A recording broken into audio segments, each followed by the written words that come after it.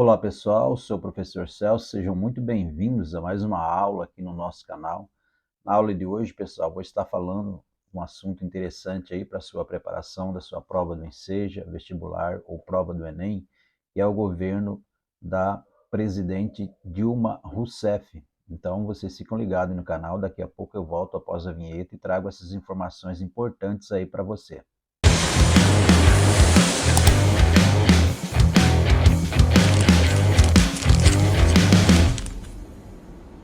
Pessoal, já estou aqui na tela do nosso computador, né, com as informações principais aí que ocorreram, fatos, né, que marcaram o governo da presidente Dilma Rousseff no seu primeiro e no seu quase segundo mandato. Por que quase? Porque ela foi impedida de continuar na presidência da República. Tá? Então, nessa aula nós vamos estar falando aí para vocês alguns fatos que marcaram o governo Dilma 1 e 2. Ela chegou, né, ao poder, né, em 2011, então sendo indicada aí pelo antecessor, o presidente Lula, do Partido dos Trabalhadores, né, e o seu primeiro mandato, pessoal, foi marcado por algumas questões que eu vou estar comentando com vocês aqui, né.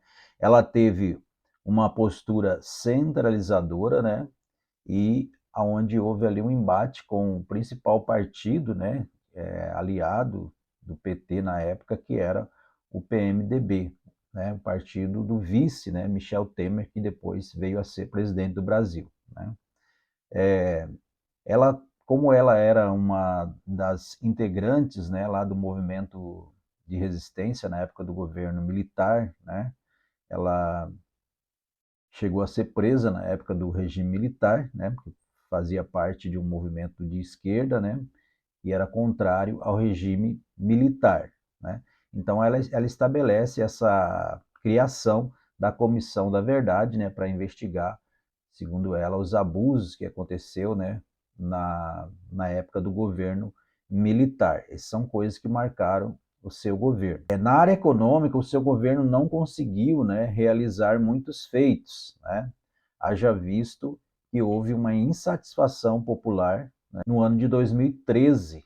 Né? Não sei se vocês estão lembrados que em 2013 o Brasil estava nos preparativos finais ali, né, para sediar a Copa do Mundo de 2014, né, que o Brasil fez aquele vexame lá, perdendo para a Alemanha de 7-1, né?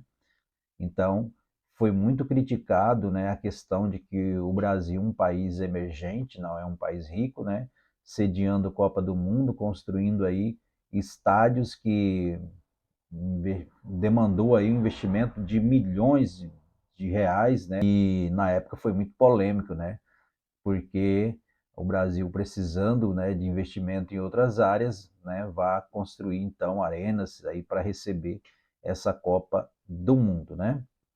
Então, a questão no seu governo que houve muitos protestos, somente o mais conhecido foi o Jornadas de Junho, né, onde começou ali em São Paulo, aquele protesto pelo valor do aumento da passagem do ônibus, né, e ali então começa a desencadear por todo o Brasil um processo ali de reclamação, né, das pessoas ali contra o governo da presidente Dilma, né? Então ela começou a ter um processo de insatisfação popular, né?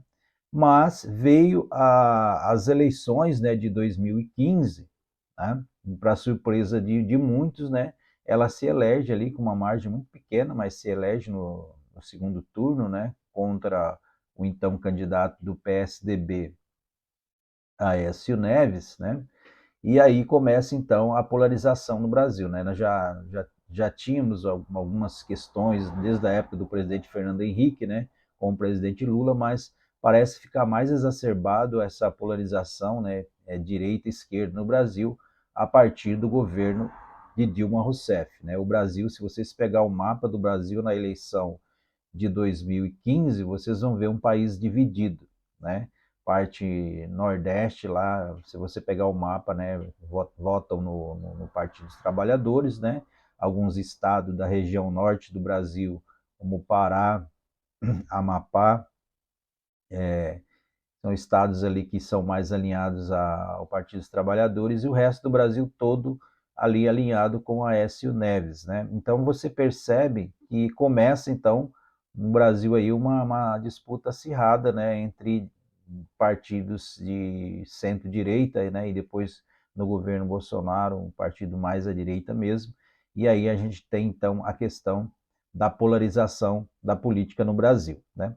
Vem o seu segundo mandato, então, pessoal, né, que ela se elege, né, se reelege, na verdade, né, como presidente do Brasil, né, mas esse dura muito curto, né, porque já vinha com problema, né, inflação, uma taxa de desemprego muito alta, ela deixa o governo aí com 14 milhões de pessoas desempregadas, né, muita gente desempregada. Ela, no seu segundo mandato, não teve as suas contas aprovadas pelo Tribunal de Contas da União, né? Então, ela incorreu num crime de responsabilidade, né? O chamado pedaladas fiscais, né? O que é essa pedalada fiscais? É a prática de fraudes fiscais e improbidade administrativa, ambos crimes de responsabilidade previstos na Constituição como passíveis de retirar um presidente da República do seu cargo. Então, esse é chamado pedaladas fiscais, né? Acabava ela atrasando ali as contas do governo, né?